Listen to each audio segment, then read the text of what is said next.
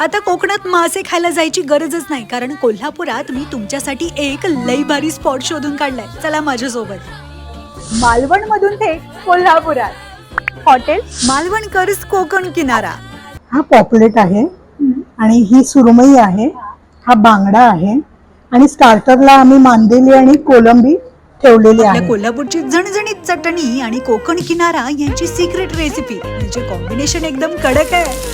इथे यायचं म्हणजे मालवणी चवीचा मनसोक्त आनंद घ्यायचा.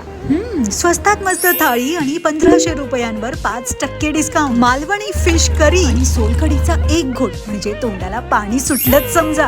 आता आम्ही जवळजवळ 15-16 वर्षापासून इकडे येतो.